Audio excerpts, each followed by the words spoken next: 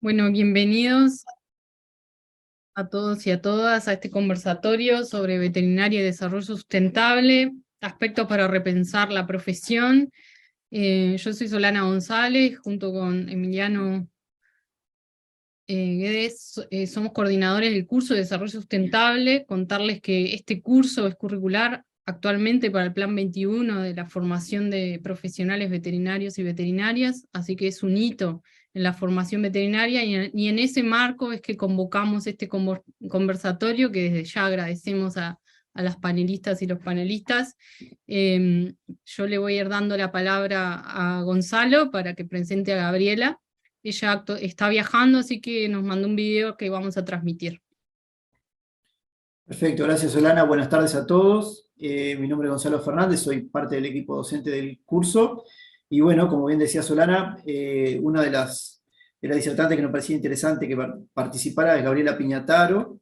Tiene un magíster en desarrollo humano, es especializada en gestión del riesgo de desastres, cambio climático y proyectación ambiental con perspectiva de desarrollos humanos, consultora de UNICEF y del Programa de Naciones Unidas para el Desarrollo en el Ministerio de NMBODMA y en el Sistema Nacional de Emergencias, profesional del Departamento de Planificación de la Intendencia de Montevideo, es fundadora de la revista Ambios, Cultura Ambiental, que es la primera publicación sobre temática ambiental en el país, y coordinadora de la ONG Cultura Ambiental. Como bien decía Solana, Gabriela está en viaje y no quería perderse esta instancia, así que nos hizo un video para contar un poco su rol profesional y cómo ella está viviendo lo que es el desarrollo. Y bueno, damos paso al video y va a estar atenta a preguntas en la etapa posterior a las presentaciones.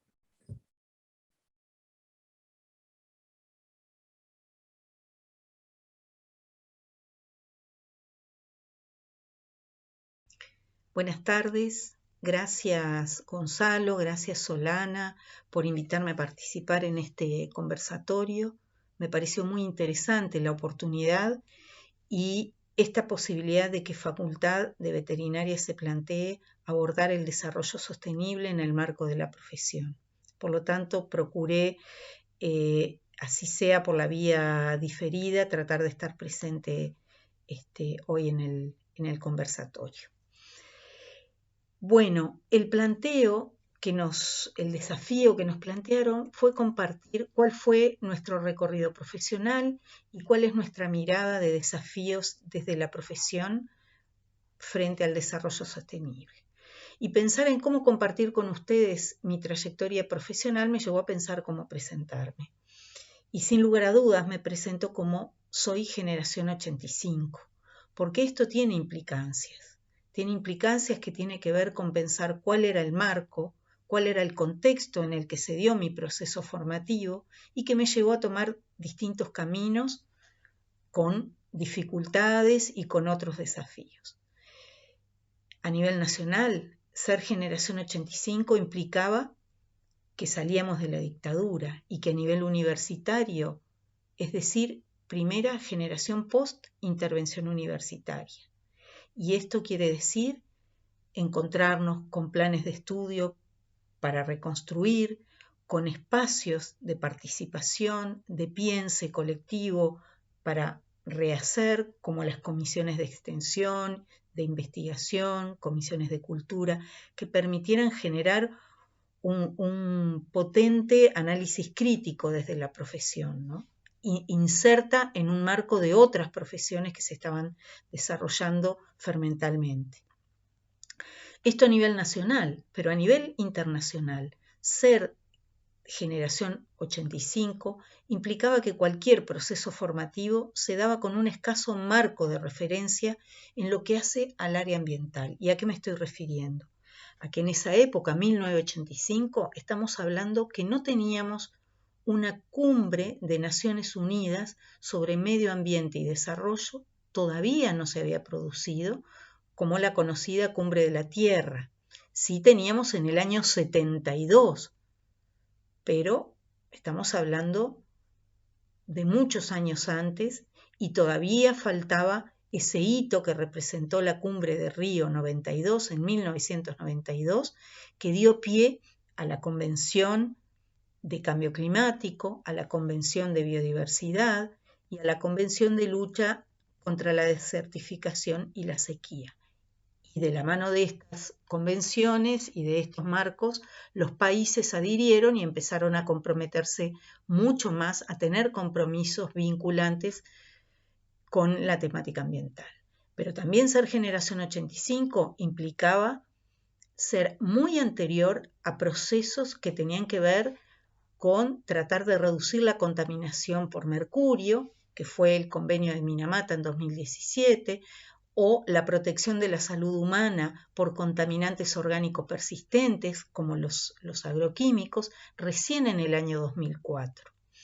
Anterior a la aprobación de un acuerdo de Escazú sobre el derecho a la información, a la participación y al acceso a la justicia, y también 1985 es muy anterior a pensar en algo que sucedió recién en 2021, que es la aprobación de parte de Naciones Unidas del derecho de todas las personas a un ambiente limpio, seguro y saludable. Es decir, en esa época de desarrollo de la profesión nos encontrábamos con un escenario muy acotado, muy conservador respecto a la temática ambiental. Y pensar la profesión en ese momento desde un lugar donde la producción era sinónimo de máximo rendimiento, alejado de cualquier agenda de bienestar animal, de pensar en la conservación de suelos, en la soberanía alimentaria o en la calidad de vida. En ese escenario estábamos pensando en una invisibilidad de la mirada crítica de ese modelo de desarrollo, la invisibilidad de la temática ambiental, de la calidad ambiental, de producir responsablemente, atendiendo a un ambiente seguro y saludable, tanto para la ciudadanía en general, productores o consumidores de alimentos. Entonces, tomar el camino de la protección ambiental, de la conservación de la naturaleza, de la ecología social, era contracultural, era poco imaginable dentro de la profesión. Era ser un bicho raro. O sea, años 85, 86, 87, 88, recuerdo estar en la materia de avicultura, creo que era, y yo hacer preguntas muy desafiantes sobre los tratamientos de efluentes de las plantas avícolas y plantearme una docente, dejarme entender que no trajera a lugar esos temas, porque obviamente lo que tenía que ver con las plantas de tratamiento no estaban siguiendo criterios de calidad o de normativa que hoy tendríamos claramente respaldados o controlados. Entonces, tomar este camino de la protección ambiental era contracultural, pero no imposible, ya que en el trayecto me fui encontrando con algunos colegas, tanto desde la protección de fauna, de la conservación de ecosistemas, que sí estaban a la vanguardia, pero era un camino que uno recorría casi que en solitario. Y así empecé este recorrido que marcó toda mi trayectoria profesional como joven ambientalista que en el año 1991 me incorporo a lo que se llamaba en aquel momento al ámbito no gubernamental, al programa Ambiente y Desarrollo en una organización como el Centro de Investigación y Promoción Franciscano y Ecológico, el CIPFE. Y allí adquirí las bases de la ecología social, que fue mi marco de referencia para el trabajo hasta el día de hoy. Allí fui testigo y partícipe de la creación de la red de ONGs ambientalistas que luchó por la conservación de los humedales del este, por el no a la energía nuclear, por la creación de espacios de participación en el Ministerio de Ambiente.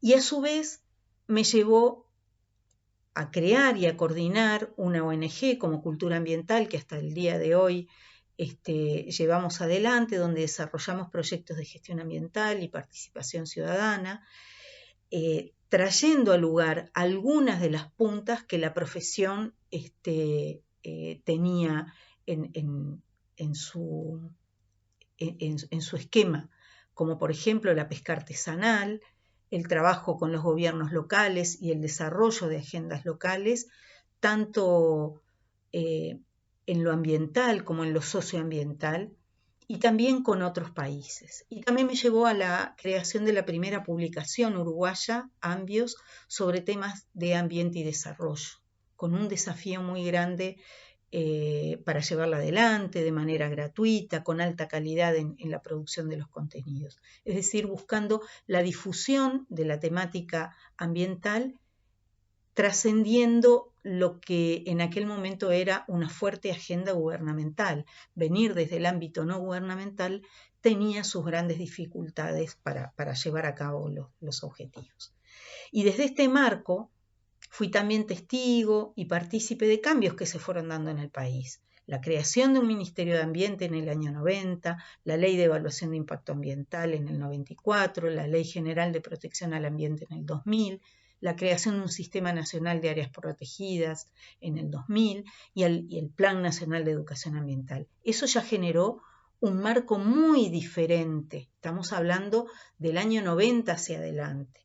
Es decir, muy posterior, se fueron dando algunos instrumentos que le cambiaron, empezaron a cambiar la cara y empezaron a generarle compromisos al país y por lo tanto debían derramar en la propia profesión. Y en este proceso, más allá del ámbito no gubernamental, incursioné también en la investigación, en el Instituto de Investigaciones Pesqueras en el área de acuicultura, investigación en el Instituto de Higiene en inmunología parasitaria, pero siempre volviendo de alguna manera a la mirada ambiental, que era lo que me daba esa perspectiva más crítica. Desde hace 15 años, ahora me encuentro trabajando en dos ejes que han adquirido o se han posicionado en la agenda mundial y que son los ejes del cambio climático y la reducción de riesgo de desastres, donde la vulnerabilidad social es una prioridad, pero también donde las distintas agendas vinculadas a las actividades humanas tienen claramente un rol y un protagonismo, porque según las decisiones que tomamos como colectivos, como sociedades, son las distintas situaciones que se crean y que se amplifican por los eventos de la naturaleza. Pero los desastres no son naturales, sino que son socionaturales y están marcados por las decisiones que nosotros tomamos.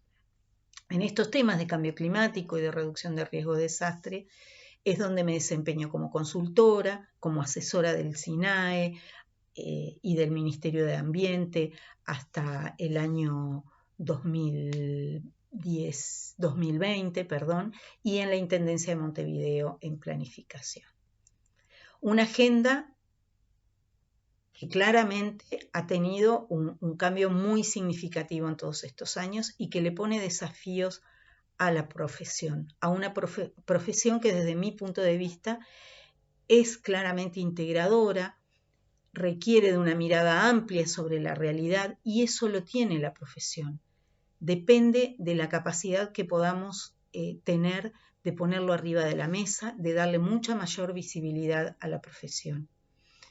Ustedes hoy en día tienen una gran oportunidad de ejercer la profesión desde una mirada más comprometida con el ambiente, con un modelo de desarrollo que contemple no solo la productividad, sino la sostenibilidad de los sistemas productivos, ser mucho más críticos. Tienen un respaldo normativo, tienen un respaldo de agendas internacionales, hay un compromiso ético. En otro momento no era viable, no se ponía en cuestión el estado de conservación de los suelos frente al sistema productivo, si desgasta o no desgasta los suelos, o qué pasa con las invasiones de especies exóticas o no sobre la riqueza natural de nuestros ecosistemas. Hoy en día tenemos esos elementos como para discutir, para contrastar con distintos modelos productivos, garantizar la conservación de los recursos naturales y también dar mayor cuidado en aspectos que tienen que ver con la ética, con la salud animal y la salud pública.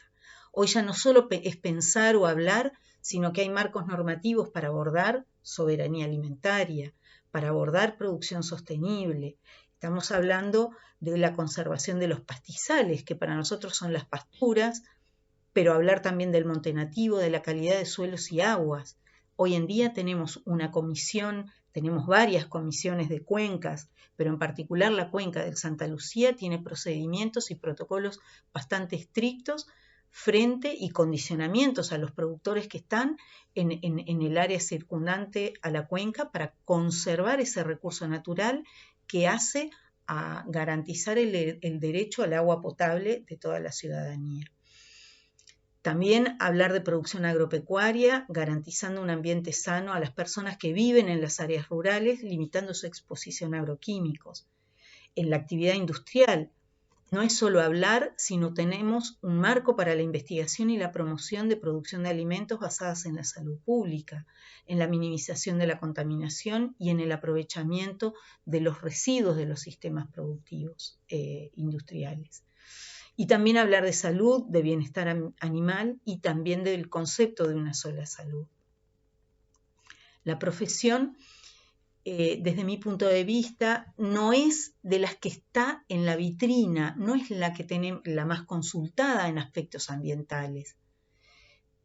Tiene un rol silencioso, tiene un rol de bajo perfil, pero que debe ser sostenido y que creo que realmente tenemos un peso muy importante porque hay algo que tiene la profesión y sobre todo lo van a tener ustedes en estos momentos, la posibilidad de dialogar con los productores, en la comprensión de las obligaciones y de los nuevos compromisos para el cuidado ambiental, alentar a generar nuevos conocimientos, porque no hay vuelta atrás. Esto ha sido un avance que le requiere a la profesión participar más en ámbitos de discusión, aportar toda la experticia que que tienen los colegas dispersos en todo el territorio, que eso es una fortaleza, eso es una riqueza que tiene la profesión, esta descentralización, esta diversidad de realidades, de conocimiento del territorio, de conocimiento, las problemáticas sanitarias, productivas, de vivencias, de la familia rural, de todos los colegas en las distintas temáticas y desde las distintas instituciones de donde se participa. Eso es una riqueza que muchas veces se pierde a la hora de estar hablando en asuntos de desarrollo sostenible, en asuntos de salud ambiental, porque no está esta mirada presente, porque la profesión tiene un rol y un perfil mucho más bajo. Pero es importantísimo desarrollar además líneas de investigación y de extensión e incorporar información actualizada sobre los recursos naturales, la producción, la ética y el bienestar animal, pero integrándolo con este tipo de agendas. Yo creo que en ustedes está el desafío y tienen grandes oportunidades de poder desarrollar esta agenda. Así que, bueno, quedo a las órdenes para cualquier comentario, consultas o bueno, compartir la mirada de ustedes, escucharlos. Gracias. Gracias.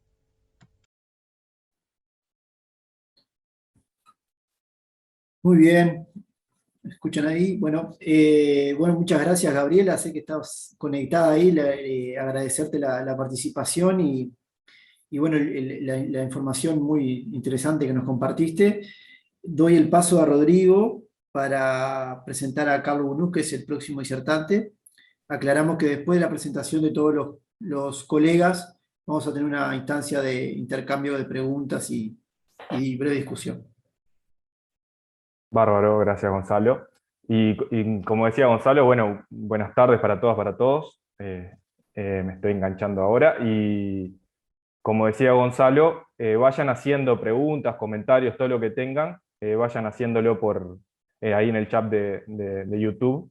Así después les podemos trasladar a las y los participantes de esta mesa. Así que bueno, me toca presentar a Carlos Bunús. Es médico veterinario, recibido en el año 86 en Facultad Veterinaria de la UDELAR, y desde ese momento hasta el 2020 ha ejercido, ha ejercido de manera libre la profesión, principalmente en producción animal, ganadería de leche y carne, sobre todo en el sur del país. Integra la red de agroecología del Uruguay, que ahora seguramente Carlos nos cuente un poquito de lo que implica, desde sus inicios, en su caso en la Regional Oeste, y actualmente es miembro del Consejo Asesor de la red de agroecología. En el año 2000 realizó un posgrado en homeopatía, homeopatía veterinaria, en la Asociación de Medicina Homeopática del Uruguay, y ejerció desde ese momento principalmente con productores certificados que certificaban su producción agroecológica o orgánica. Desde el año 2006 es productor rural en un predio que maneja ganado y nogales, pecan, en un sistema de pastoreo racional Huacén. Así que, bueno, bienvenido Carlos, muchas gracias por estar con nosotras y con nosotros, así que te damos la palabra. Bueno, buenas tardes a todos. Más o menos está ahí mi trayectoria. Dos puntualizaciones con respecto a mi antecesora, Gabriela. Soy un poquito más viejo. Yo soy generación 79, me recibí en el 86. Y mi actividad fue casi siempre privada, prácticamente siempre privada, solamente alguna suplencia en la escuela de lechería, en la UTU, en la parte de Tambo, pero casi todo mi ejercicio, digamos, fue privado. Un poco teniendo en cuenta las preguntas que nos hicieron llegar, de cómo fue el recorrido profesional. Yo me recibí en ese año, me vine a vivir a Colonia, viví en Juan Lacase muchos años, ahora estoy viviendo en Valdense, y me vinculé a productores lecheros principalmente, grupos de productores lecheros, principalmente a través de Conaprole, que en ese momento había muchos grupos y se formaban grupos nuevos, teniendo en cuenta más bien un asesoramiento más que una asistencia puntual, digamos, de emergencia, ¿no? Una asistencia planificada, digamos. Siempre estuve vinculado, digamos, a organizaciones de medio ambiente. Fui fundador de una ONG en Juan Lacase, un grupo defensor del medio ambiente. Siempre estuve también vinculado a la producción orgánica. Acá uno de los pioneros fue el Centro Manuel en Valdense.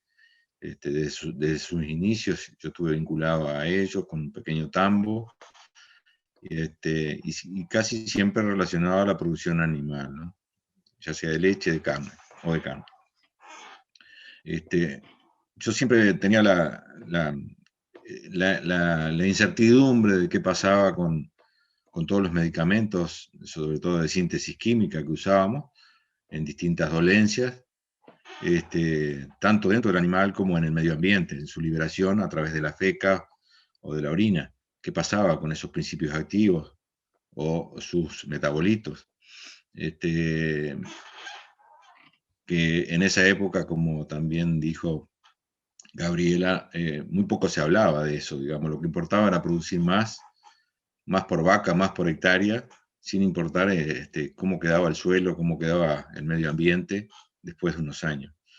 Un poco a raíz de eso, en el año 2000, inicié un posgrado que era, más bien casi todos eran médicos, digamos, mis compañeros, de medicina homeopática, en donde está basada en la medicina humana, pero había un grupito también de veterinarios, y si bien la experimentación se hace en el humano, porque en realidad se van recabando síntomas en el humano, nosotros hacíamos la traslocación de esos síntomas a los animales, con las limitaciones que también tienen los animales a veces para obtener esos síntomas.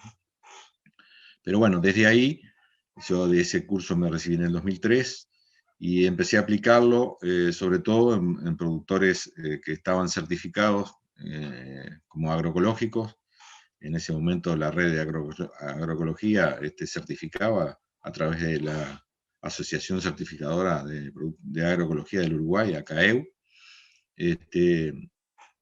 y eran los productores que más demandaban ese tipo de asistencia.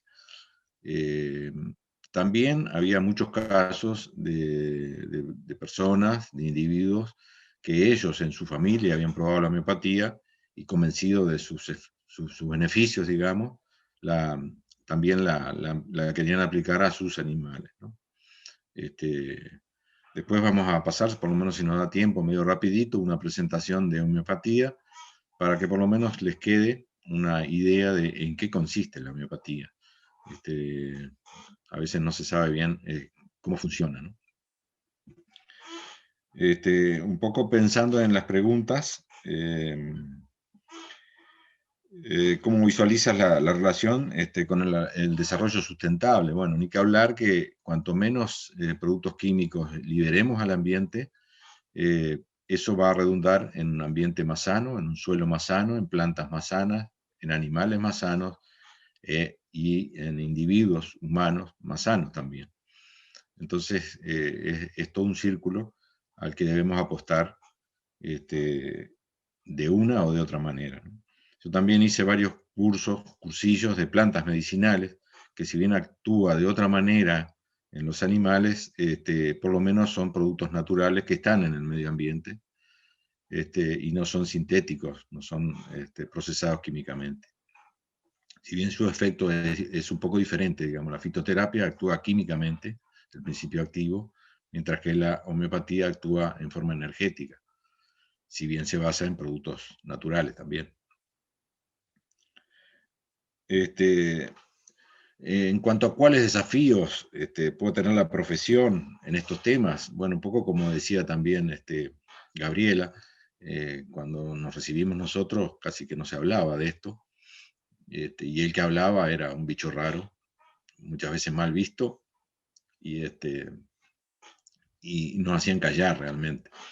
Y poco a poco se fue imponiendo, el cuidado del medio ambiente fue tomando cuerpo, y entonces me parece que la profesión también tiene que ocupar esos lugares, quizá un poco más en forma amplia, digamos, viendo un poco más allá, viendo más el bosque más que el árbol, no pensando solamente en el individuo, en el animal o en el rodeo, sino pensando globalmente en el medio ambiente, tomando en cuenta el predio como un ecosistema, en donde influyen muchas puntas, ¿no? Que quizá la profesión pueda llegar a abarcarlas, quizá no todas, pero por lo menos más de lo que es estrictamente la medicina animal.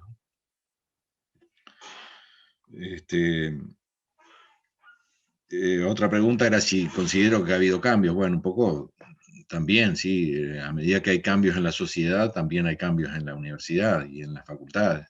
Me parece que eso ha ido ingresando lentamente. Yo no sé si ahora lo están teniendo, pero había un grupito de veterinarios homeópatas que estaban dando un cursillo optativo, creo que era a través de la cátedra de farmacología, que por lo menos los estudiantes sepan en qué consiste la homeopatía. Cuando yo estudié no se hablaba de homeopatía. Y bueno, más o menos en cuanto a eso serían algunas de las preguntas, digamos, que nos habían dado como orientativas.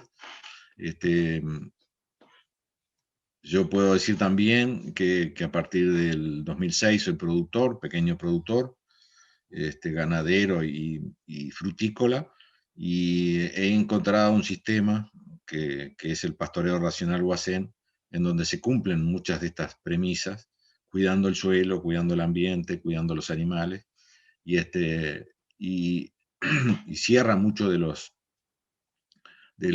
deseos, digamos, que yo tuve siempre para llevar a cabo la profesión, ¿no? Y veo que es un sistema que se puede aplicar a cualquier predio, en cualquier producción y a cualquier tamaño, logrando beneficios económicos para el productor, logrando beneficios para el medio ambiente y una equidad social también para la zona donde está ese productor. Todos principios, digamos, de la agroecología, ¿no? A la cual siempre estuve vinculado y sigo estando vinculado. Hoy en día ya estoy jubilado, retirado, por lo menos de la profesión, hace 2 o 3 años ya que me jubilé, y sigo trabajando como productor, aplicando todos estos conceptos. Voy a ver si puedo compartir una pantalla que voy a explicar un poquito lo que es la homeopatía. rápidamente y ustedes avísenme si me paso en el tiempo.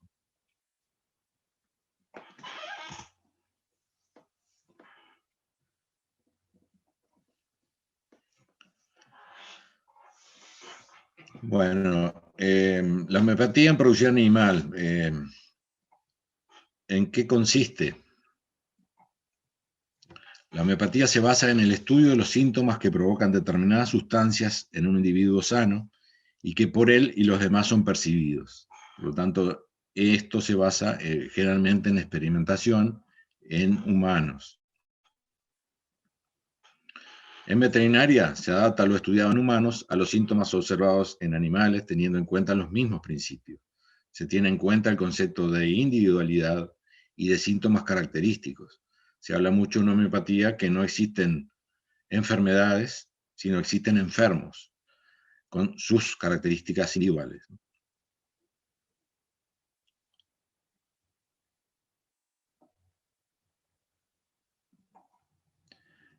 A ver.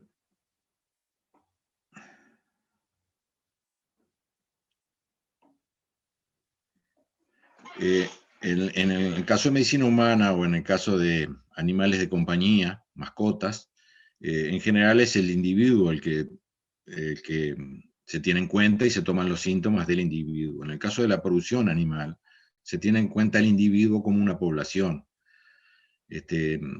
Acá especifica cada ítem, pero digamos lo importante es tomar al lote de animales, que puede ser un lote de terneros, puede ser un lote de vacas de tambo, puede ser un lote de vaca seca, puede ser un lote de novillos, de ovejas, pero que todos tienen alguna similitud en cuanto al manejo, a la edad, a la alimentación y a las características. Entonces toma todo el individuo como el lote. Dos conceptos importantes se tienen en cuenta en estos casos, en poblaciones. Una es el genio epidémico, que sería el individuo, en el caso de un humano o una mascota, y el diagnóstico se hace en base a la sintomatología dominante en la mayoría de los enfermos de una población dada, lote, predio, zona, región, y se usa principalmente en los casos de enfermedad infectocontagiosa. Del genio epidémico surge un medicamento poblacional constitucional, de acuerdo a esos síntomas recabados, se elige un medicamento que puede ser dado a todo el lote como un individuo. Algunos beneficios que tiene la homeopatía con respecto a la alopatía, que sería la producción, la medicina convencional, digamos, reduce la utilización de pesticidas agrícolas, debido a un aumento en el control ambiental. O sea, si nosotros logramos un ambiente más sano, también va a haber más control de los enemigos naturales, predadores naturales, mayor biodiversidad en el ambiente. Mejora la calidad del estiércol por menor presencia de residuos químicos. Eso mejora el suelo, favorece el desarrollo de microorganismos que incorporan esa materia orgánica al suelo y por lo tanto mejora la calidad del suelo. Trata la gran mayoría de las enfermedades, ya sean agudas o crónicas. Mejora la calidad de vida de los animales, bienestar animal y por ende de la producción y los productos como carne, leche, lana, huevo, miel, etc. No deja residuos en estos productos ni favorece la resistencia por parte de los agentes etiológicos, porque su acción es energética, no química, como ya lo dijimos recién. No es una cuestión de dosis.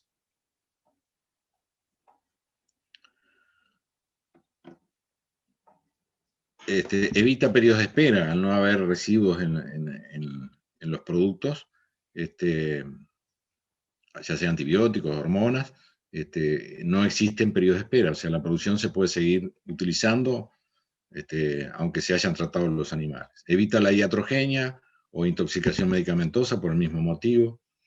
La facilidad de administración en general se da en el agua de bebida o en sales minerales.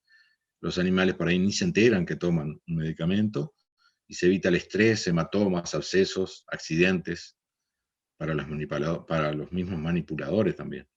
Reduce costos, en general los medicamentos homeopáticos son más baratos que el promedio de los medicamentos de síntesis química. promueve la cura, porque se basa en los síntomas individuales de cada individuo o de cada lote, y no actúa como paliativo. No tiene contraindicaciones ni efectos colaterales. No provoca dependencia física ni psíquica, posee una acción preventiva, interrumpe el ciclo reproductivo de los parásitos, indirecta o directamente, produce una respuesta acorde al tiempo de instalada la afección. En afecciones agudas actúa rápidamente, en afecciones más crónicas la respuesta es más lenta. Puede utilizarse en cualquier especie animal, sean animales domésticos, perros, gatos, bovinos, ovinos, caprinos, suinos, o en peces, abejas, o en animales silvestres, salvajes, digamos, también, en zoológicos, o otro tipo de animales más inmanejables, digamos. Pueden tratarse también disturbios de comportamiento, que sería la psiquiatría veterinaria, que terminan alterando sus funciones como guardia, compañía, pastoreo, monta, producción de leche, carne, lana, y o agresividad, ansiedad o inquietud de los animales.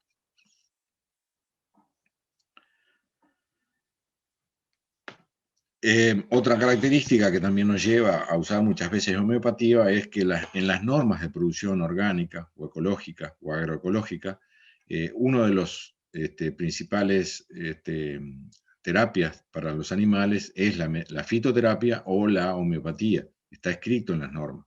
Entonces, por ahí muchas veces se busca la aplicación de esta medicina, digamos, en los animales o en los productores certificados. Hay algunos desafíos en la homeopatía. Acá hicimos una breve síntesis. Una es lograr mejor aceptación a nivel académico y oficial. Sabemos que la homeopatía está como muy relegada, a veces no se tiene en cuenta o no se aplica porque se cree que no tiene efecto.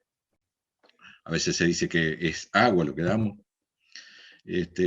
También lograr una diferenciación con otras terapias llamadas alternativas. Hay muchas terapias alternativas, pero no todas son iguales. Hay que tratar de diferenciar. Bueno, un poco lo que decíamos, la diferencia entre homeopatía y fitoterapia, por ejemplo. Lograr que los organismos de investigación incluyan la homeopatía en sus ensayos, eso es muy importante, y prácticamente no se ha hecho hasta el día de hoy, o muy pocas veces. Y también lograr distintas formas de administración de los medicamentos homeopáticos para usarlo en diferentes rubros, ¿no? No es lo mismo un tambo, ganadería de cría, engorde, criadero de aves, cerdos, apicultura, y cada uno de estos rubros requiere una adaptación en la administración de esos medicamentos. Y por supuesto también seguir recabando síntomas individuales o poblacionales para elegir correctamente el medicamento y su potencia. En la producción animal, a veces esta es la principal limitante. No tenemos muchos síntomas para poder elegir los medicamentos que actúen en ese lote de animales. Y bueno, acá hay fotos después de distintos animales, distintas especies, que capaz que no tiene sentido ponerlas, pero bueno, cualquier especie animal, incluso a nivel de plantas, también se ha experimentado la homeopatía con sus efectos, y se aplica en cualquier especie. Bueno, más o menos es por ahí lo que tenía, y como Bien, Carlos. todos, quedo a la espera de preguntas o aclaraciones que pueda hacer. Muchas gracias. Excelente, muchas gracias. Si querés dejar de compartir la pantalla. Ya están llegando algunas preguntas por el chat de YouTube, así que luego las compartimos y dejamos un momento para el intercambio después. Te agradecemos nuevamente, Carlos. Y ahora pasamos la palabra a Angelina, que va a presentar a la próxima expositora. Cuando puedas, Carlos, deja de compartir pantallas y nos vemos las caras. Lo que estoy buscando. Ahí va. Ahí va. Excelente. Bueno, gracias, Angelina. Te toca. Bueno, bien. Buenas tardes a todos y a todas. Voy a presentar a la siguiente invitada, la doctora Carmen Leizagoyen. Carmen, durante el periodo 1998-2012 fue jefe del cuerpo veterinario del Parque Lecó. directora técnica del Sistema Departamental Zoológicos de Montevideo también, periodo 2012-2021, encargada del programa de educación ambiental del Parque Lecoq 2001-2020 y actualmente encargada del área de fauna del Ministerio de Ambiente. Bueno, adelante, Carmen. Hola a todos. Cuando me plantearon de dar esta charla, bueno, en realidad que me la puse a pensar como un desafío de cómo actuaba o cómo he actuado a lo largo de mi carrera en el desarrollo sustentable. Contestando un poco la primera pregunta, si me dejas compartir pantalla.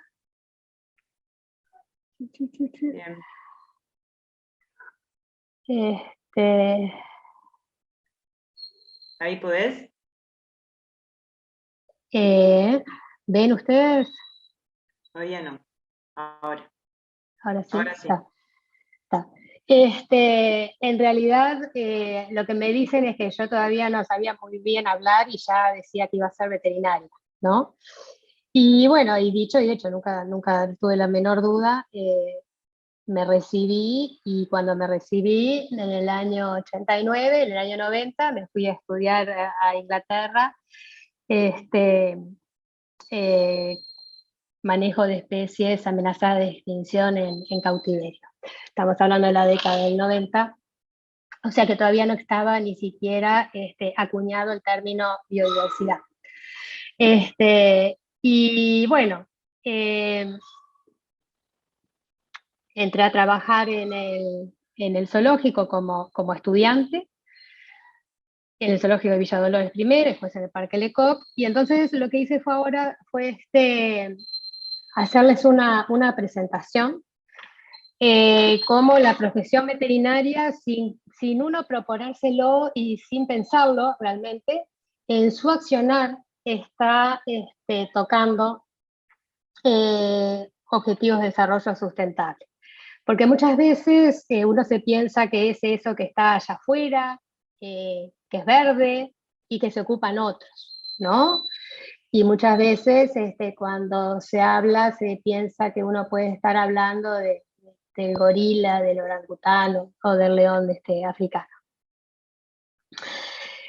Pero entonces, ¿qué toca la profesión veterinaria? Ahí uno se tiene que poner a pensar que evidentemente toca lo de S15, todo lo que es la vida terrestre, evidentemente también la vida submarina, la acción salud y bienestar, trabajo decente y crecimiento económico, ¿por qué no? Somos empresarios también, o sea, la gente que se dedica a pequeños animales, que tiene sus empresas, educación de calidad, somos docentes, acción por el clima, en todas nuestras acciones, igualdad de género también, producción y consumo responsable, agua limpia y saneamiento, hambre cero y fin de la pobreza. Yo creo que nuestra profesión actúa en todos esos puntos. Por ejemplo, donde me tocó trabajar a mí en los zoológicos, ¿no? Los zoológicos tienen que ser responsables, o sea, no solo haz lo que digo, pero no lo que yo hago, no. Me tocó, por ejemplo, diseñar con un equipo de trabajo compuesto por veterinarios, biólogos, arquitectos, el zoológico de Villa Dolores.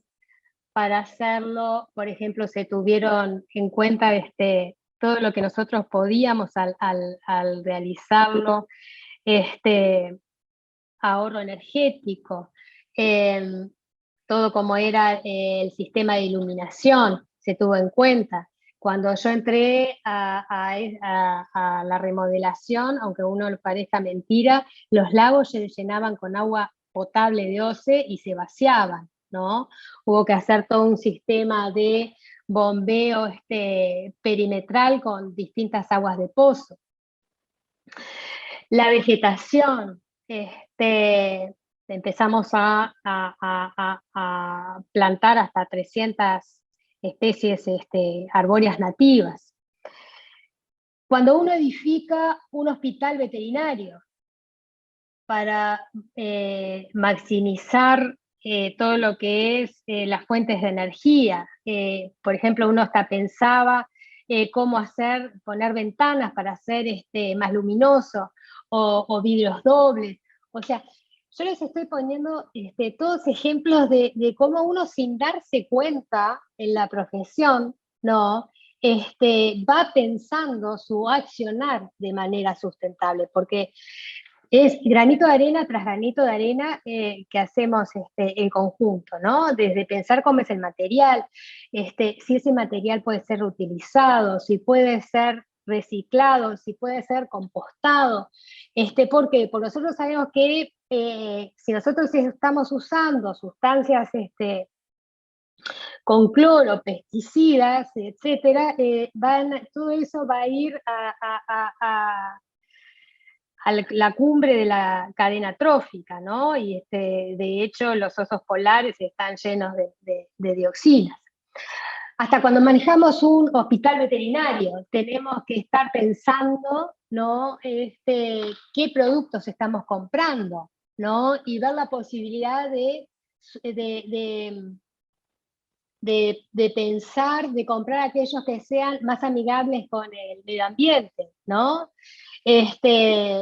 Por ejemplo, si son guantes de nitrilo o si usamos guantes de látex, si usamos catéteres, tratar de que no contengan PVC. Las jeringas se pueden, o sea, reciclar, reutilizar. Fíjense que están hechas de PVC.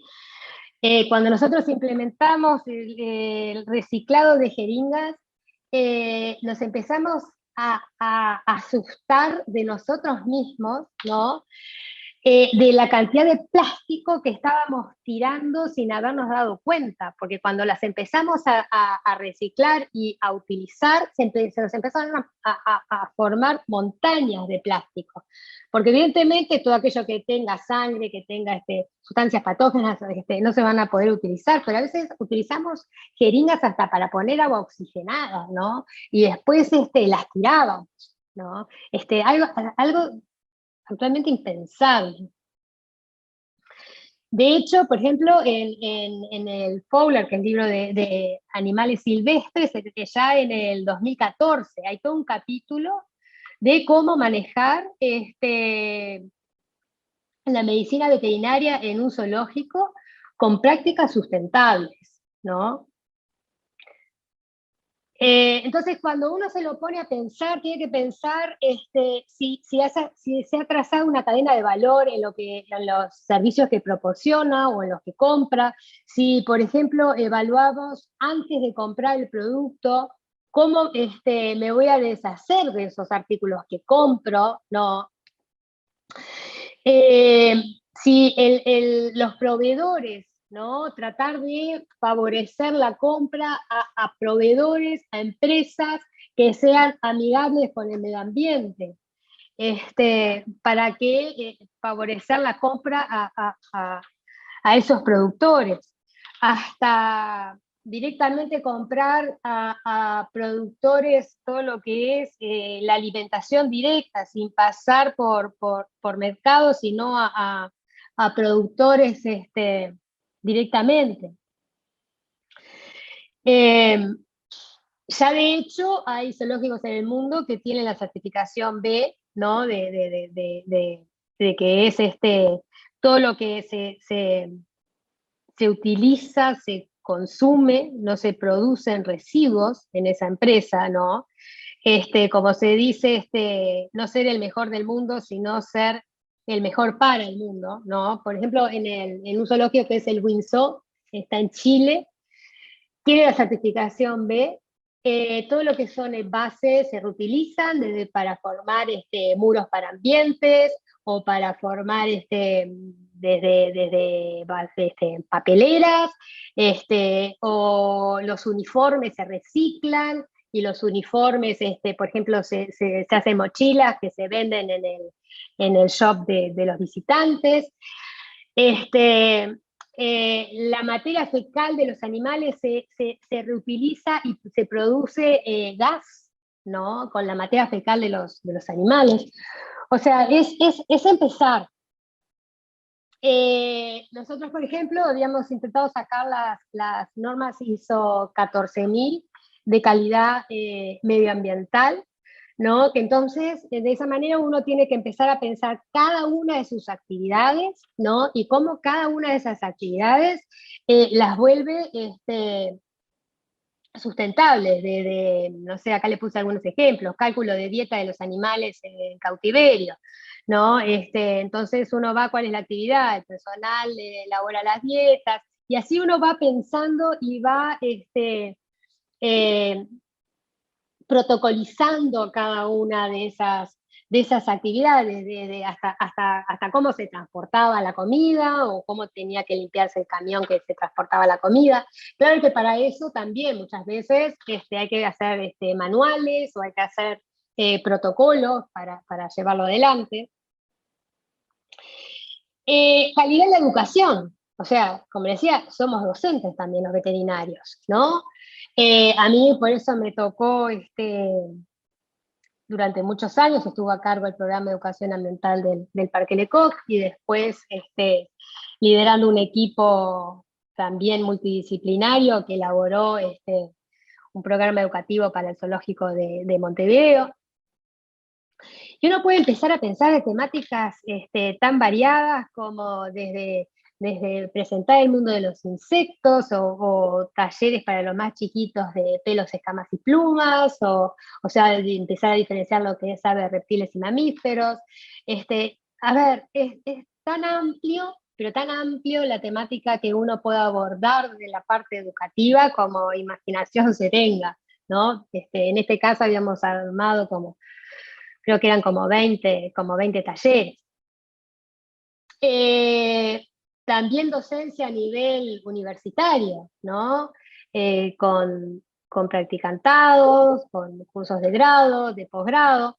A veces, y le puse acá la palabra género, ¿no? Que está en uno de los objetivos de desarrollo sustentable, porque durante el trabajo diario de uno, ¿no?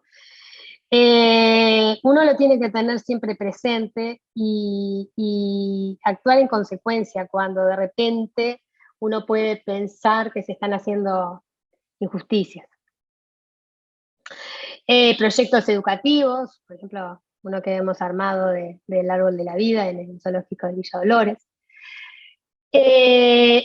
Cambio climático.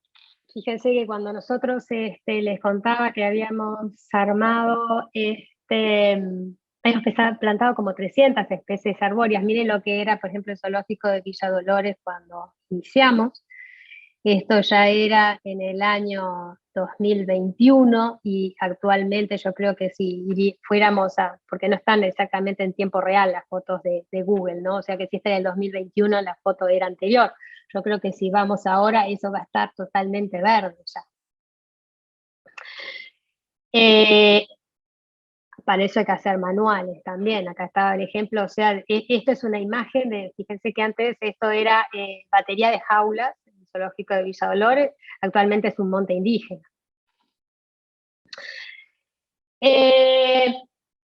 Bueno, eso más o menos lo que ha sido mi actuación a lo largo de muchos años, ¿no? Y que uno lo va haciendo, ya le digo, sin darse cuenta mucho, ¿no? O sea, es como que uno lo tiene incorporado y no lo piensa, lo hace.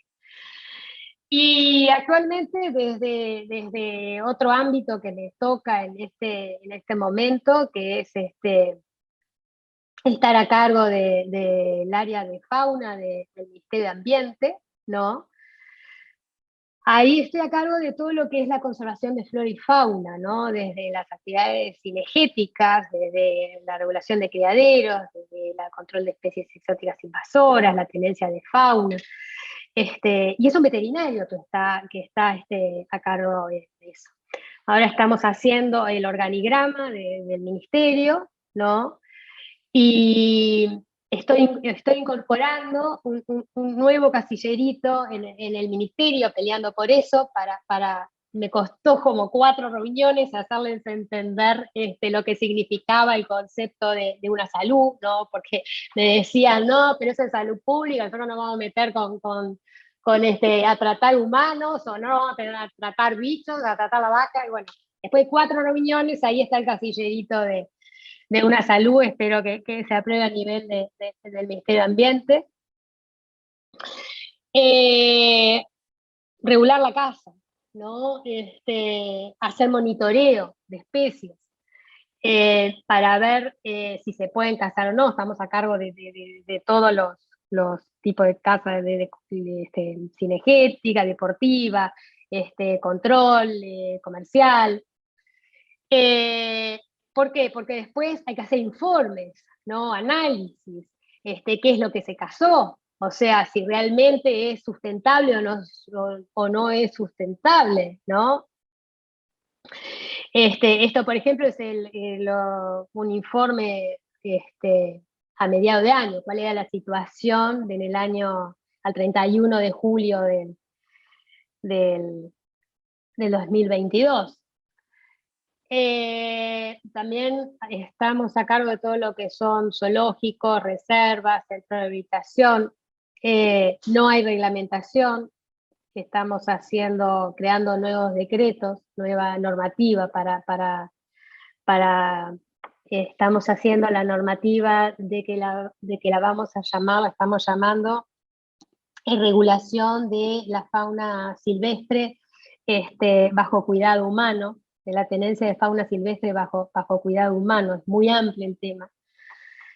En eso empezamos a interactuar con otros actores, o sea, el ministerio empezó a interactuar, por ejemplo, con Facultad de Veterinaria, y ya estamos enviando animales que son decomisados por diferentes causas a Facultad de Veterinaria como primer punto, para después intentar de allí derivarlos a otros. Eso es lo que estamos armando en el decreto, crear un centro de triage, la figura del centro de triage, que sería el inicial, la figura de clasificación. Abarcamos también de varamientos, nos ha tocado la última ballena, ¿no? Decidir si se procedía a... Nunca se había hecho, ¿no? Y bueno, dijimos, bueno, si nunca se hizo, siempre es la primera vez que hay que empezar. Y bueno, arrancamos con un grupo de gente que nos dijeron, nosotros nos creemos capaces, y bueno, y le dimos la confianza, y de hecho la sacaron, volvió, pero ahora se volvió a ir, no sabemos realmente qué fue lo que pasó al final, pero la ballena en la costa no está. Y bueno, estamos a cargo también de todo lo que es comercio internacional de flora y fauna, CITES. Ahora la semana que viene está la COP19, donde todos los países miembros se reúnen para ver si se modifican los animales dentro de los apéndices. Justo ahora vengo de una reunión porque claro, a veces que uno, su corazoncito veterinario dice, bueno, una de las propuestas es incluir a toda una familia de tiburones dentro de CITES, ¿no? Pero eso le costaría muy caro al país, y bueno, entonces es tan sustentable, o sea, cuando uno está en un ámbito ya de decisiones, como que el espectro de cosas que pone en la balanza aumenta bastante, sobre todo cuando las especies no están amenazadas de extinción, porque si están amenazadas de extinción uno no tiene dudas, pero cuando no lo están, sí. Tráfico ilegal, caza furtiva, estos son confiscaciones, esto es en Uruguay, no es en otro país, o sea, cómo viajan los animales, ¿no? O sea, son como en pisos que van viajando, o sea, los animales hacinados.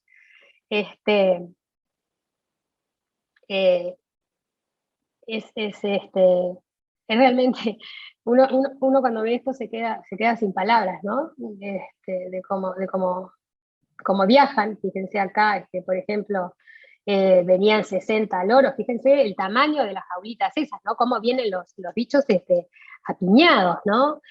Y no hay misterio. Al otro día tenemos un tendal de muertes, ¿no? Y siguen las muertes en goteo y a veces que están en recuperación hasta un año, ¿no? Tenemos que ir a frente a denuncias, ¿no? A veces está hasta el mono que tiene los narcos, esto era un mono que estaban tenían los ricarditos en el cerro, o ahora un caso de un cadáver que apareció de una pitón de Birmania, que no nos deja ni siquiera la policía entrar si no vamos con un móvil policial. A este pobrecito no llegamos, más que averiguar lo vendían en 3.000 pesos, pero cuando llegamos ya era tarde. Esto fue ayer, por ejemplo, habían un operativo policial por casa furtiva, ¿no? Y bueno, junto con la carne había tres bebés de carpinchos, y ahí entran a utilizarse las sinergias, ¿no? de la policía, y ahora hoy estos animales están en la reserva de Pan de Azúcar. Como verán, son puntitos más puntitos más puntitos que uno se va topando en la profesión, ¿no? Acá cuando nos hacen los partes policiales. Uno también tiene que tener en cuenta, por eso, la importancia de incorporar la mirada de una salud en todo esto, ¿no? Fíjense que acá les muestro un caso de hace 20 años, ¿no? De un flamenco que apareció en la calle General Flores. Evidentemente se le escapó al traficante, el animal se murió de aspergillus, ¿no? Y ahora tenemos un loro en Facultad de Veterinaria, en este momento, 20 años después, de tráfico también, y fíjense, ahora estamos haciendo diagnóstico porque estos dos circulitos de acá, si no es aspergillus, le ando pegando en el palo, ¿no? Bueno, esto es lo que le contaba de CITES, que tenemos que regular el tráfico, se dan permisos de colecta, y bueno, y tenemos que analizar cada una de las 54 propuestas para la semana que viene. Y educación, volvemos a lo mismo, se hace en todo sentido, en todo nivel, si bien ya en este momento no estamos dando a niños, sin embargo estamos dando a todos oficiales de la policía para que nos ayuden justamente en lo que es el tráfico ilegal. Entonces, volvemos. Yo creo que la profesión veterinaria sí toca todos estos aspectos, ¿no? Que les mencioné anteriormente, y lo peor que nos puede pasar, ¿no? Es, como dice Robert Swan, la peor amenaza para nuestro planeta es la creencia de que alguien nos salvará. Yo creo que cada uno, desde nuestro lugar, hasta sin pensarlo mucho, pero incorporándolo, estamos ayudando con el desarrollo sustentable de este mundo. Bueno, no sé si tienen más preguntas o lo hacemos después. Bien, muchas gracias, Carmen. Al final de las presentaciones de todos vamos a dar un espacio de discusión y de diálogo, ¿tá? Le voy a pasar la palabra a Solana, que va a presentar a nuestro último invitado al día de hoy. Bien, gracias Carmen. Yo tengo que presentar a Juan Manuel Benzal Bianchi. Él es médico y tecnología veterinaria de la Facultad Veterinaria de la Universidad de la República. Tiene un posgrado en sanidad animal en la Universidad de Zaragoza, España. Desde el 2012 es coordinador del Laboratorio de Vectores y Enfermedades Transmitidas en el CENUR Litoral Norte en Salto, de la Universidad de la República también. Es profesor agregado grado 4 de esa sede mencionada. Es docente de posgrado de la facultad y también docente investigador de PDCIVA, grado 4. Tiene más de 200 publicaciones científicas en revistas arbitradas. Es investigador activo nivel 2 del área agraria del Sistema Nacional de Investigadores de la ANI, de la Agencia Nacional de Investigación e Innovación. Fue premio de la Academia Nacional Veterinaria y premio de la Asociación Argentina de Parasitología. y premios Scopus en Uruguay por el nivel de publicaciones que ha tenido por la editorial El Saber y el ANI. Así que bienvenido, José Manuel, te escuchamos. Bueno, buenas tardes, gracias Solana. Bueno, somos muchos conocidos. Bueno, muchísimas gracias por la invitación. Ahora van a ver que les voy a compartir un par de diapositivas, no tengo muchas para compartir. Van a decir qué hace, yo soy docente soy básicamente docente de Facultad Veterinaria, aunque estoy en el CENUR. A ver si puedo compartir, que no es tan fácil. Bueno, básicamente un poco la historia de uno que fuimos contando, qué es lo que hacía cada uno. Acá está. Mi historia comienza en el...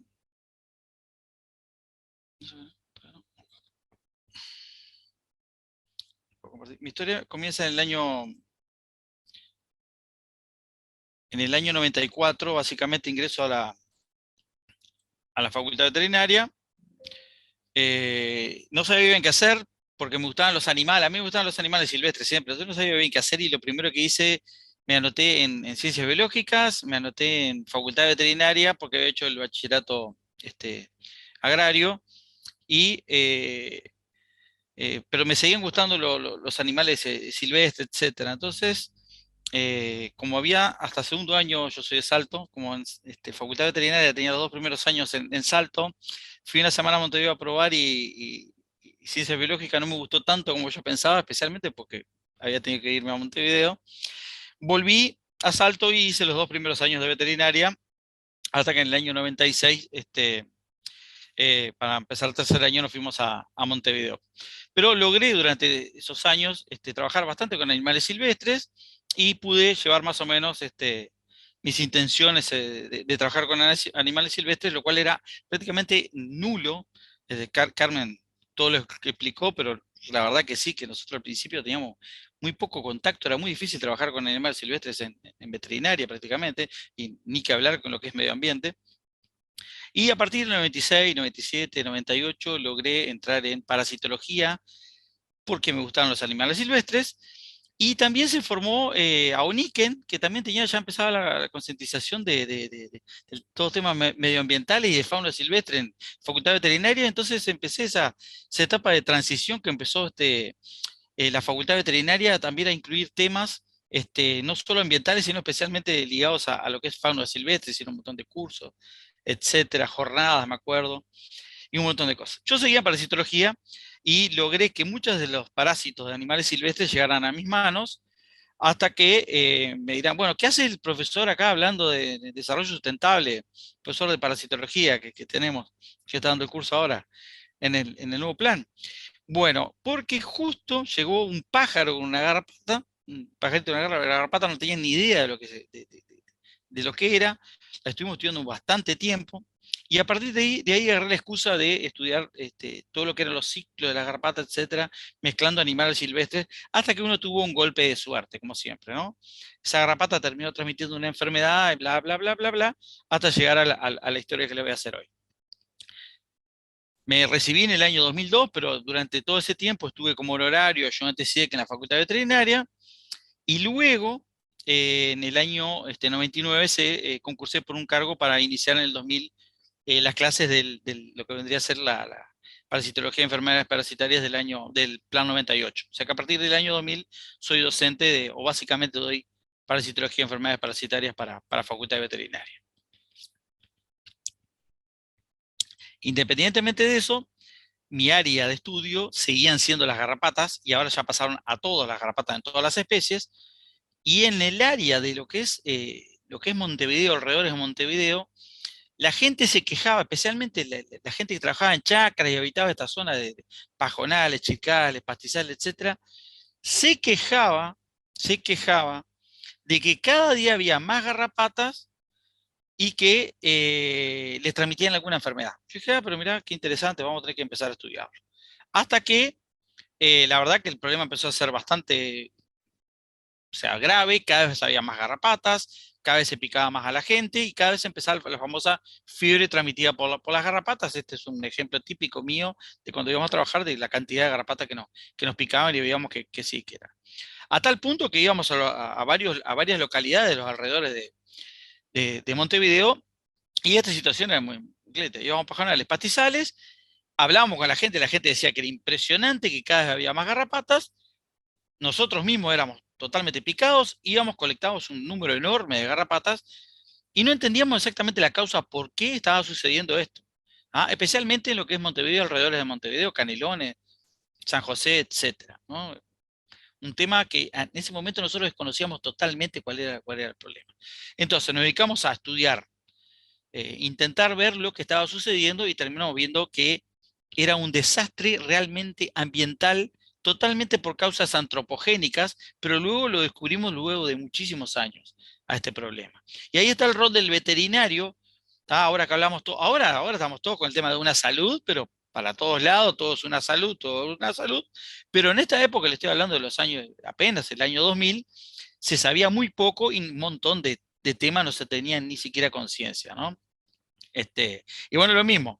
¿Qué hacía un veterinario parasitólogo ahí hablándoles de esto? Porque muchos de ustedes lo van a ver en enfermedades parasitarias a este problema que termina siendo una zoonosis, ¿no? Seguimos estudiando y lo que vimos era que estas garrapatas no solo había mucha cantidad de picaban, sino que transmitían una riqueza Parker, y después de muchos años de estudiar también, descubrimos que ese era el agente patógeno. Y básicamente lo que es las garrapatas, el 10% aproximadamente de ellas están infectadas con esta bacteria, esta riqueza, que le produce cuadros febriles, cefaleas, pasan como 15 días, pueden llegar a tener cuadros bastante graves, no provocan muerte, pero sí un compromiso importante, la gente tiene que estar en cama, tiene que hacer quietud, y además, si no tiene el correcto diagnóstico y el antibiótico adecuado, acá sí, el diagnóstico muchas veces, o sea, la enfermedad muchas veces no es tratada. Y todo era relacionado a lo que les voy a comentar ahora, que es el problema que hemos visto. Esto lo vamos a ver, pero acá viene el gran problema, básicamente lo que se pudo identificar después de bastante estudio, ¿no?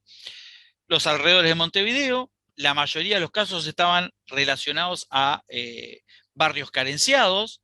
La característica era que generalmente eran asentamientos, muy cerca de chircales, zonas humedales, etcétera, zonas donde eran muchas veces lugares ocupados. La otra característica importante es que estaba lleno de perros, y por supuesto la garrapata, que le picaba a la gente y le transmitía esa enfermedad que en ese momento apenas sabíamos de lo que se trataba. Y entonces empezamos a hacer diferentes estudios. Y ahora estamos viendo que esto es una zona carenciada de, esto es Toledo en Canelones contra Montevideo. La característica es siempre la misma, este tipo de barrios.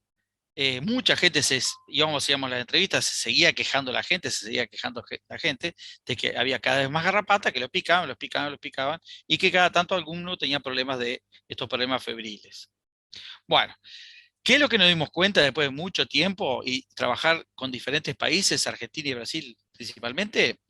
Es que la garrapata fue molestada en su ambiente natural, porque ya vivía tradicionalmente en estos caraguatales, pajonales, chircales, etc.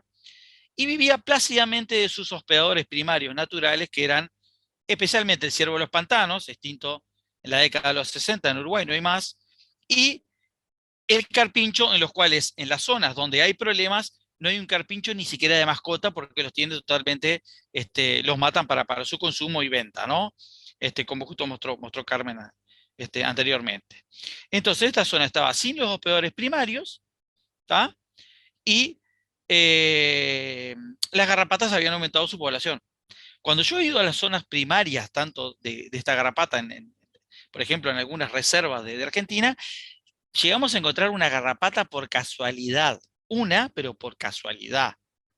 En cambio, cuando nosotros venimos, este es el mismo barrio, esto es Toledo Chico, cuando venimos a Toledo Chico, pasamos por estos chircales y pajonales y pastizales y nos llenamos de garrapatas. ¿tá? Que es la garrapata, terminamos como que la especie es Amblioma triste. La vamos a ver, muchos de ustedes lo van a ver ahora, creo que la semana que viene ya tenemos clase de eso, los que estén cursando. ¿Ah? Entonces, ¿cuál es el problema acá? Es que desaparecieron los hospedadores primarios, la garrapata o moría o se adaptaba a otro hospedador, se adaptó muy bien a los perros, los cuales en estos asentamientos están llenos de perros, y lo que sucedió es que hay una superpoblación de garrapatas porque tienen una gran cantidad de hospedadores sin controlar sus ectoparásitos, especialmente garrapatas, y se reproducen en gran cantidad. Hay una exacerbación de garrapatas en este ambiente porque hay una gran cantidad de hospedadores. Hay un desequilibrio total a favor de la garrapata y obviamente a favor de que se transmita el patógeno, ¿no?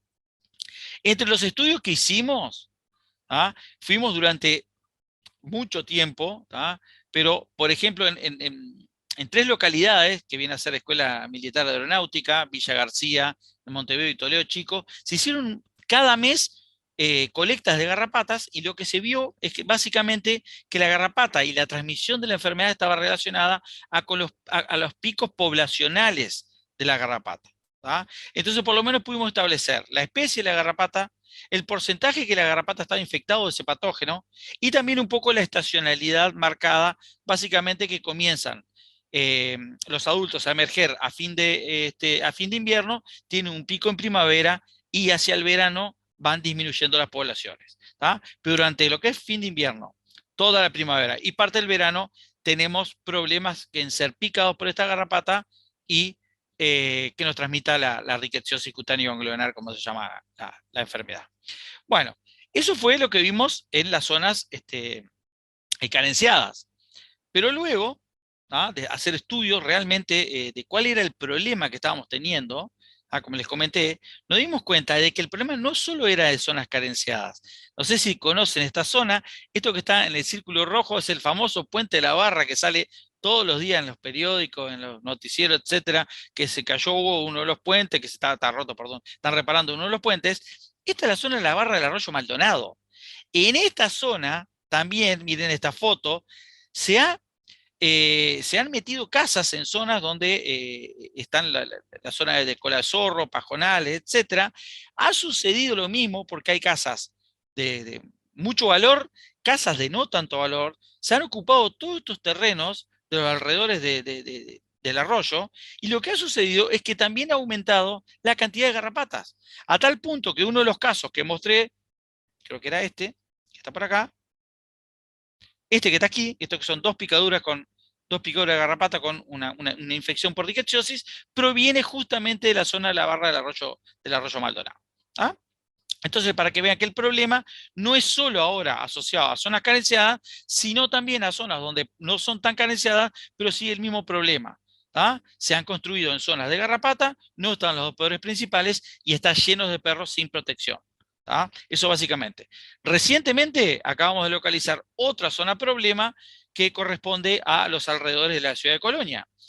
Todo el mundo quiere tener una chacra a las afueras de Colonia, en una zona también que había garrapatas naturalmente, está llenos de perros en esa zona, y nuevamente estamos teniendo casos de picaduras, especialmente de niños, con transmisión de rickettsiosis cutáneo ganglionar. Todo por un efecto antropogénico. Entonces me dicen, bueno, ¿y qué recomienda usted de todos los estudios que ha hecho? Bueno, esto es lo que les comentaba, perdón, que no me acordaba de las diapositivas. Esta es la zona de la barra del arroyo Maldonado, donde se ha invadido también los alrededores, y especialmente en algunas zonas donde se producen los casos de picaduras y enfermedad de la gente. Para que vean, nosotros cuando empezamos a hacer los estudios en la zona de la barra del arroyo Maldonado, hacíamos los estudios y era una zona donde prácticamente no nos picaban las garrapatas. Esto hace, mire, yo tengo pelo, así que saque la cuenta. Esto hace 25 años atrás. Todavía no teníamos los problemas de antivirus y todas esas cosas. Miren que estoy trabajando con ratones sin guantes, sin mascarilla, etcétera. Eran otras épocas, esto no hay que hacerlo ahora, por supuesto. Antes tampoco, pero desconocíamos totalmente. Miren, estas fotos son de fotopapel de aquella época, y ahora cambió totalmente el ambiente. Ahora hay casas por todos lados, perros por todos lados y garrapatas por todos lados. Y como les comenté, en la zona de Colonia también hemos identificado otro lugar donde está pasando el mismo problema. Ahora, ¿cuál es qué qué es nuestro papel como veterinario, ¿no? Porque usted dice, no, usted es parasitólogo, ¿y qué es en qué trabajaría con respecto al medio ambiente y la inocuidad de los alimentos, etcétera? Y sí, controlar los tratamientos, por ejemplo, con el tema de los fosforados, con el tema de un montón de antiparasitarios, etcétera, pero eso sería lo que nosotros más o menos siempre estamos tratando de bajar la cantidad de tratamientos, menos cantidad de químicos al medio ambiente, menos cantidad de químicos a los alimentos que se consumen. ¿Ah? Pero también este tema en particular nos compete y bueno, es concientizar a la gente de, primero, no le vamos a decir que no se vayan a vivir al lugar donde quiere construir una chacra, porque lo que hay que hacer es minimizar los riesgos y bueno, una de las principales es concientizar a la gente de que por lo menos para bajar un poco la población de garrapatas, tenga un control sobre su principal hospedador, que son las garrapatas, básicamente, ¿no? Perdón, los perros. Entonces, lo que habría que hacer serían campañas realmente para el tema de tenencia responsable, etcétera, de también controlar un poco las garrapatas en los perros, que son los principales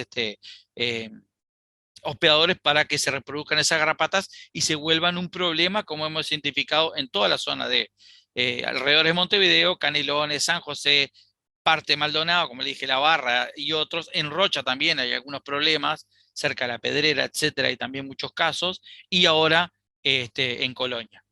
¿Da? Entonces eso básicamente es lo que le comentaba, el papel de un veterinario para resolver un problema que terminó siendo un problema debido a la antropización, ¿no?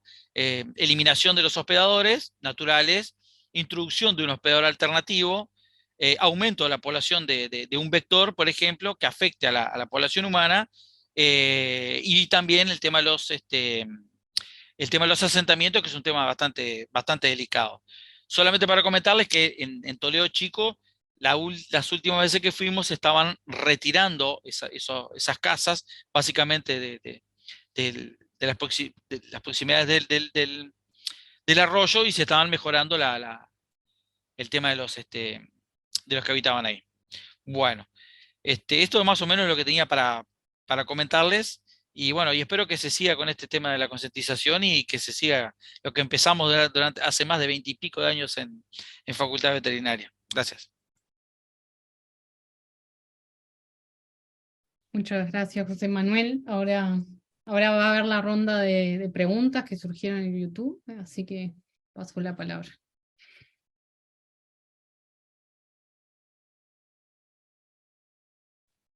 Bueno, bien. Dale, Rodrigo. Dale.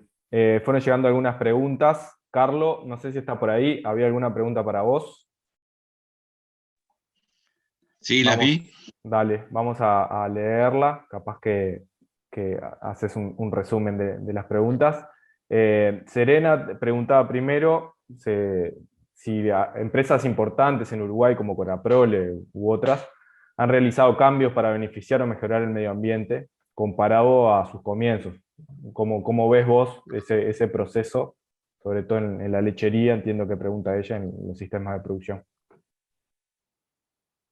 Y después algo de cómo se generan esos medicamentos, quiénes los generan, más vinculado a la homeopatía. Capaz que podés aprovechar y hacer 2 por 1. Bueno, en cuanto a la primera, en realidad habría que preguntarle a esas empresas qué cambios han tenido en estos últimos años. Yo indirectamente me he enterado que, por ejemplo, Conaprole está haciendo, por lo menos no está viendo la productividad fría, sino que está viendo que la producción sea razonable, pero también bajar los costos, bajar el impacto ambiental de la producción, sobre todo con respecto al reciclaje de nutrientes, aprovechar toda la bosta que genera un tambo y utilizarla como fertilizante, evitar la contaminación que provoca muchas veces esa concentración de animales. Sé que en eso está trabajando, y también en el bienestar de la familia tambera, de la familia que vive ahí, un aspecto social que quizá en otro momento no se tenía tanto en cuenta. Directamente habría que preguntarle a las empresas, ¿no? También como la sociedad, digamos, está tratando de responder más a estas incógnitas a través de en la escuela también se trata, en los liceos se trata, el tema medioambiental, bueno, las empresas a la larga terminan haciéndose eco, por lo menos en algunos aspectos, ¿no? Es lo que puedo decir con respecto a eso.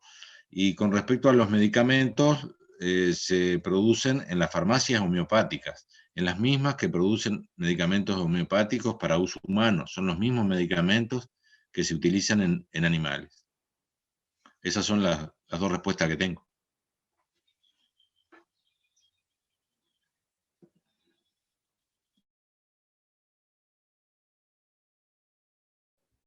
¿Me escuchan ahí? ¿Sí?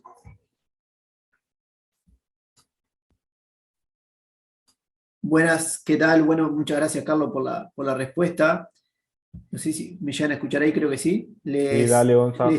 Les traslado una pregunta que surgió con respecto a la presentación de Gabriela y de Carlos, sobre todo vinculada más que nada a cómo vieron ellos ese acercamiento a todo lo que es la parte del desarrollo sustentable en esos años, como estudiantes, después como el diferente proceso que han vivido, de cómo lo ven ahora. Un poco Gabriela lo comentaba en su presentación, pero cómo ven, si todavía siguen sintiendo como en algunos casos como bichos raros, y qué desafíos ven a futuro, sobre todo de la parte de la profesión, para profundizar en esto que todos ustedes han comentado.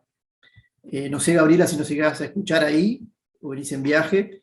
Si nos escuchás, te damos la palabra y después pasamos a Carlos, si les parece. Hola, sí, los estoy escuchando, a ver si ¿me ven? ¿Me escuchan? Sí, perfecto. Bien. Bueno, me gustó muchísimo escuchar las otras presentaciones porque da idea realmente de cómo uno puede subsanar esas dificultades que yo planteaba y en los hechos las experiencias están, ¿no? El trabajo en terreno con esa responsabilidad ambiental, con el compromiso por la conservación de especies, me parece, y la investigación en animales silvestres.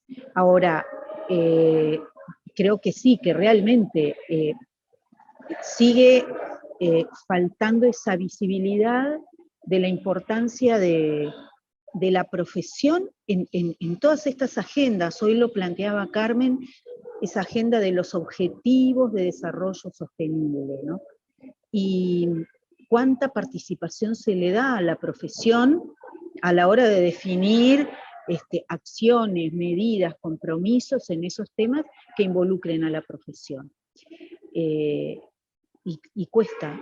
Hay una agenda en particular que tiene que ver con cambio climático, por ejemplo, que hace a la reducción de emisiones, y de la mano de la reducción de emisiones va una mirada puesta sobre la producción agropecuaria, sobre la producción ganadera, sobre el pasto, el manejo de la pastura, y allí habría que ver cuánta participación real tiene la profesión en los ámbitos que yo conozco, donde se toman decisiones o compromisos país en este sector, por ejemplo, para argumentar sobre las emisiones.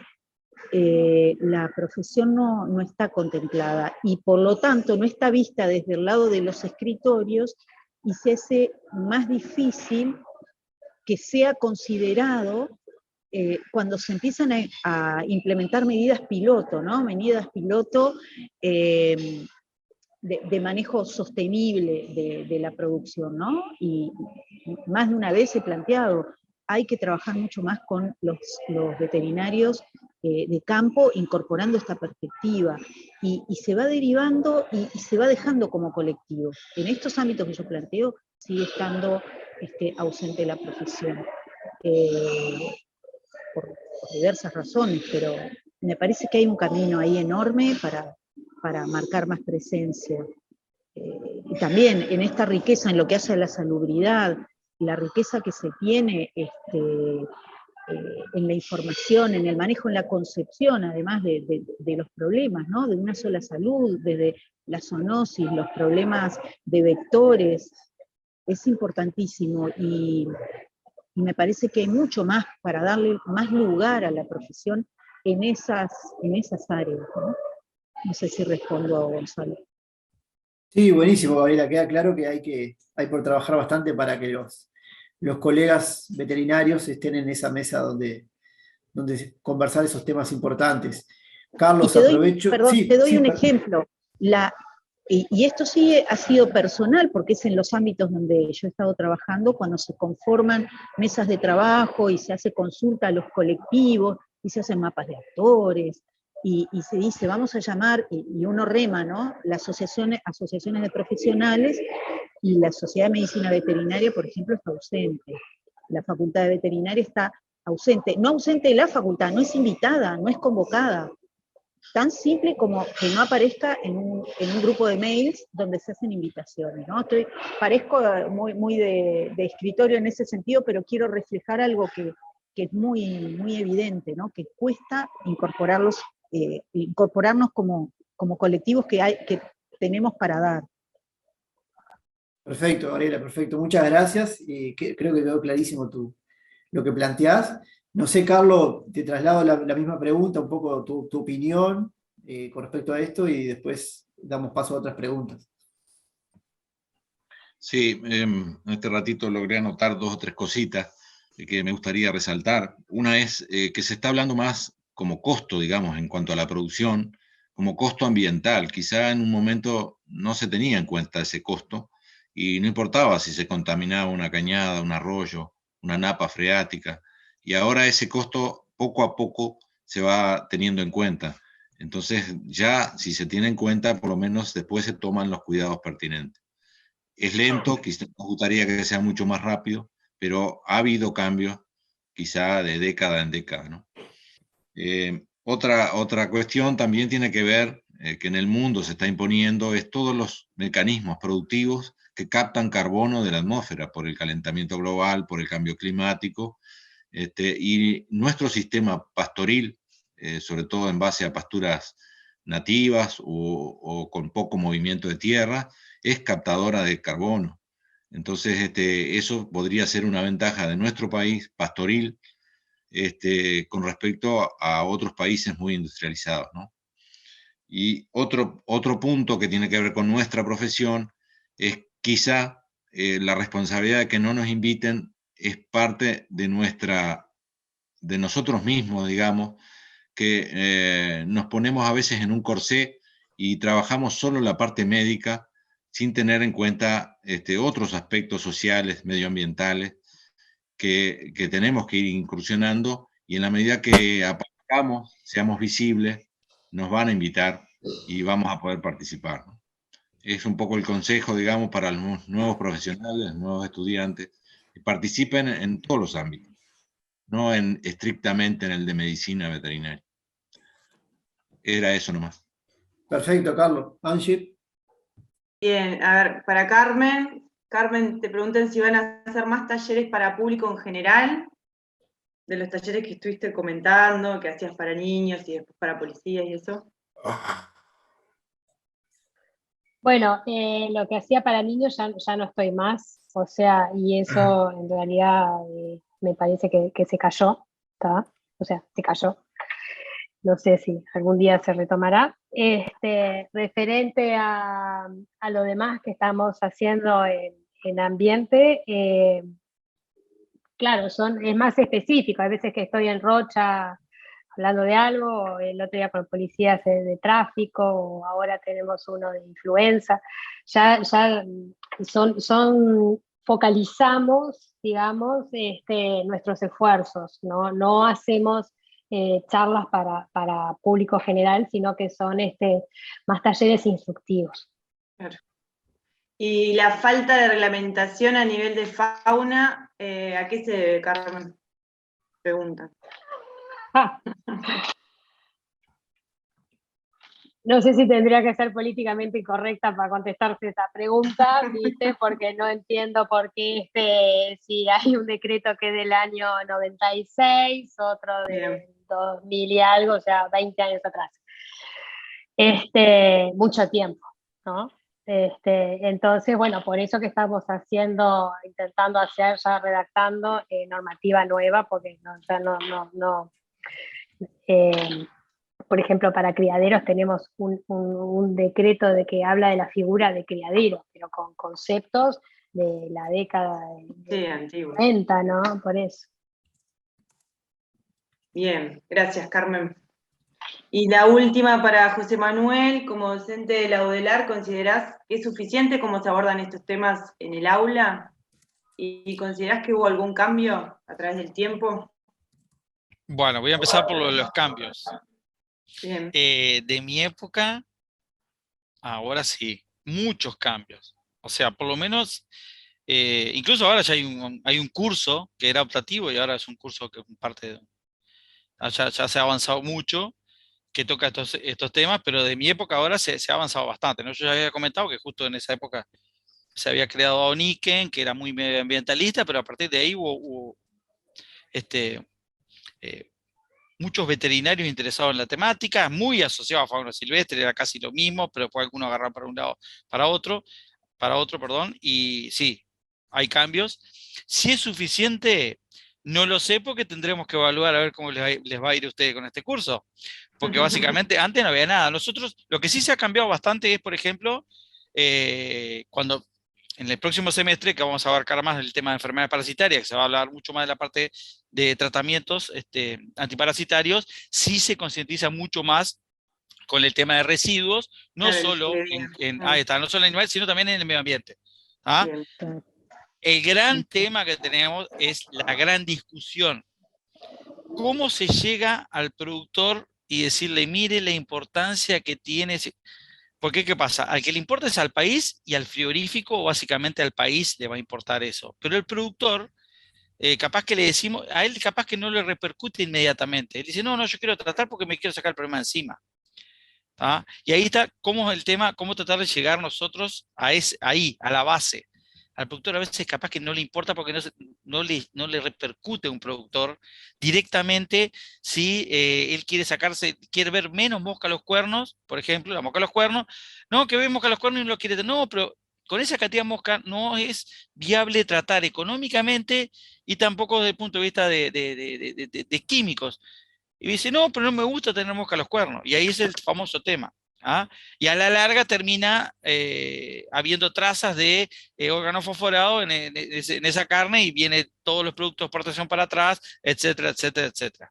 Entonces, eso es uno de los temas que también necesitamos abordar a nivel de cursos, nosotros, propios de la Facultad Veterinaria, y tratar de hacerlos entender para que haya más un tipo de extensión con el productor, ¿no?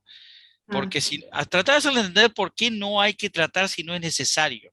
No solo porque, o sea, tratar de equilibrar un poco, que también eso también se ha cambiado mucho, ¿no? En mi época había que combatir, tratar, era básicamente, se daba tratamiento por un lado, control, tratamiento, etcétera, y no había una explicación del por qué, y ahora básicamente, no solo por los residuos, sino ustedes saben que los que trabajamos con garrapatas sabemos bien que la garrapata se hace resistente prácticamente a todo, y también hay que empezar a cuidar las moléculas, ¿no? También va por ese lado, entre otros temas que no se trataban antes, ¿no? Ahí hicieron una pregunta, José Manuel, que es graciosa. Preguntan si la garrapata tiene algún depredador natural.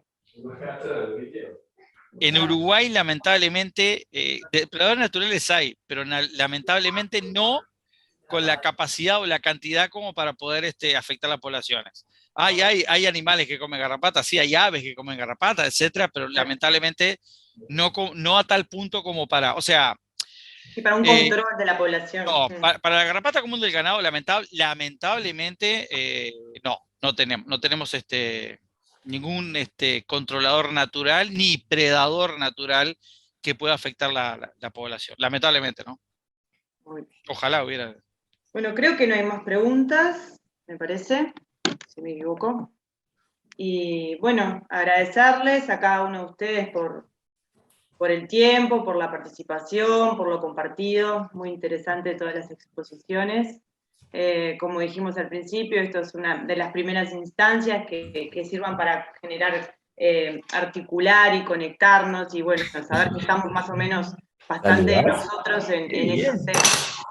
Y no sé si alguien, Rodri, Gonza, quiere decir algo Sí, para... yo aprovechar a saludarlos a todos. Para nosotros, ahora estamos charlando que algunos habían sido docentes nuestros, así que bueno, contento de poder verlos, aunque sea por Zoom. Y bueno, en este curso, como docentes, venimos de diferentes unidades académicas, que también es una cosa que el curso busca, y creemos que lo que ustedes han aportado de cada punto de vista, eso es una fortaleza que es importante tener en cuenta. Y bueno, les agradecemos, la verdad que nos pareció muy interesante. Como les decía hoy al inicio, la semana que viene todos los estudiantes van a trabajar en un taller retomando muchas cosas de lo que se conversó ahora. Y bueno, ojalá que esto sea una jornada más de muchas. Así que de mi parte agradecerles. Y bueno, no sé, Emiliano si estaba por ahí para dar un cierre. Sí, buenas tardes, agradecerles también a todos y a todas por acompañarnos en esta actividad. Creo que surgieron varios aspectos interesantes. Un poco el objetivo era poder traer también el relato y trayectoria de distintos profesionales que han transitado trabajando en estos temas, y creo que ahí surgen muchas cuestiones en relación al rol de la profesión asociada a estas temáticas, ¿no? Era común en el relato de los panelistas y las panelistas la falta que sintieron en su formación en algunos de estos contenidos. Hoy Solana, cuando iniciábamos el conversatorio, hablaba de que esta actividad también era un hito, y la incorporación de estos contenidos en la formación de los veterinarios y las veterinarias es un hito, más allá de que claramente quedan como muchos desafíos, como transversalizar también estos contenidos en otras materias, en otras asignaturas. Después también agradecer, porque creo que hay muchos de los aspectos de los contenidos que ustedes colocaron hoy, que son parte de los temas que vamos a seguir trabajando en el curso, ¿no? Acá se estuvo trabajando sobre políticas públicas, sobre el rol del Estado en la legislación, para la conservación, en algunos abordajes, ¿no? Hablaban de esto, la necesidad de trabajar la educación sanitaria, trabajar en procesos de extensión para concientizar en relación a estos temas. Carlos trajo también el abordaje desde la agroecología. Estos son temas que están puestos en la agenda del curso, como algunas herramientas con las que pueden contar los profesionales y las profesionales para el ejercicio de la profesión. Así que en ese sentido, muy agradecidos por su participación.